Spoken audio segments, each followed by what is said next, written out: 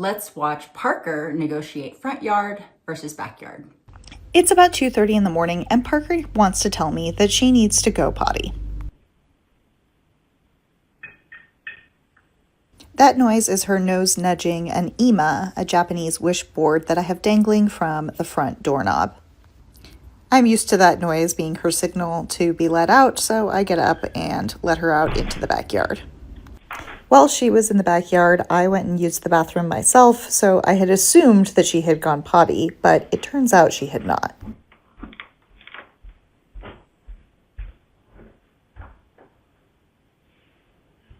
She goes back to the front door to signal that she needs to go out. At first it's too quiet, so I don't hear it.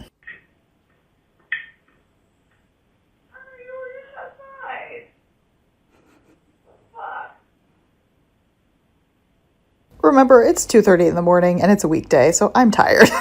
And I also think that she has gone out already. Realizing that she needs to be a bit more aggressive to let me know that she really does still need to go out, Parker goes to her buttons.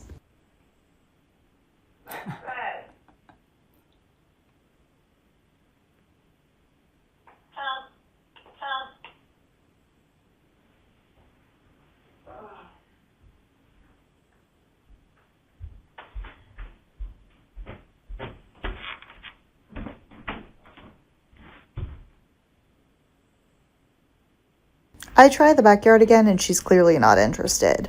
Maybe there was an animal she smelled back there, I'm not sure, but she was not going back there.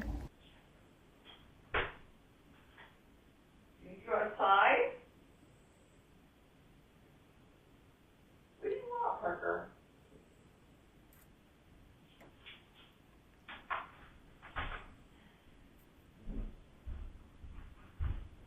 Here I am. What do you want?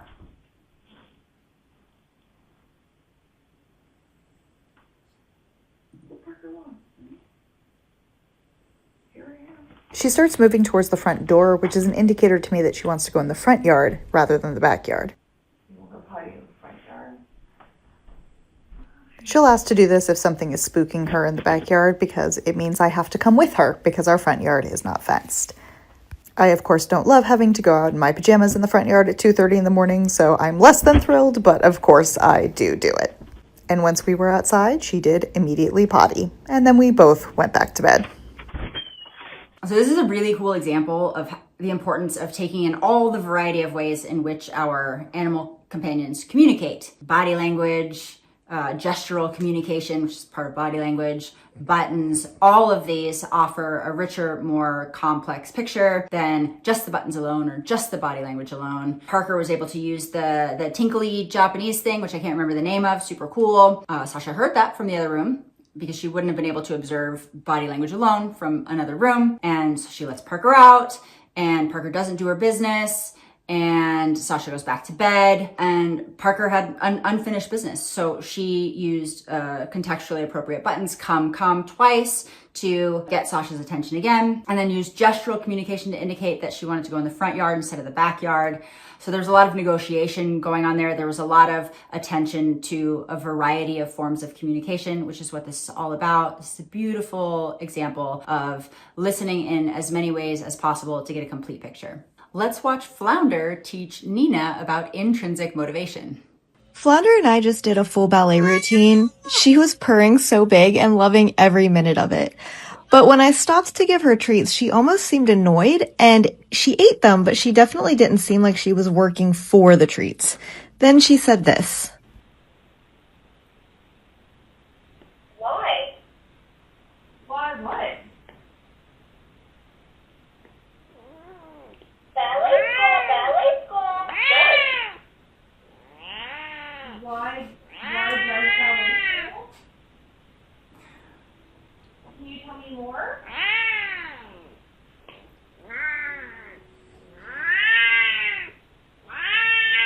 Food.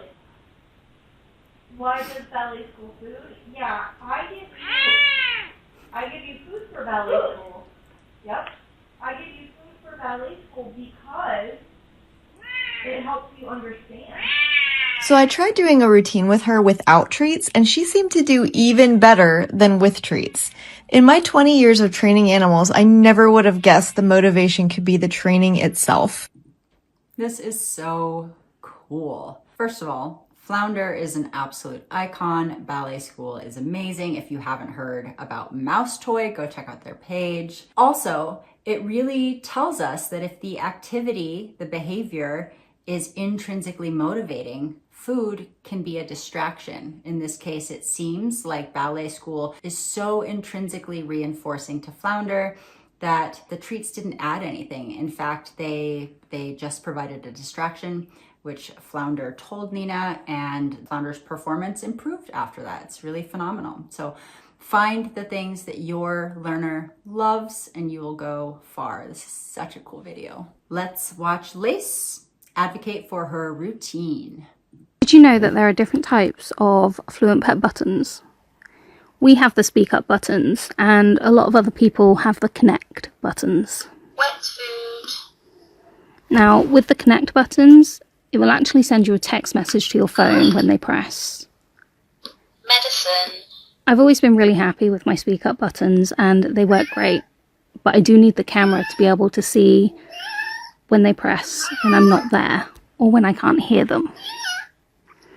Now, at the moment, we are having a heat wave. Fish. And so I have multiple fans, Fish. and they are pretty loud. So I didn't hear her pressing. Medicine.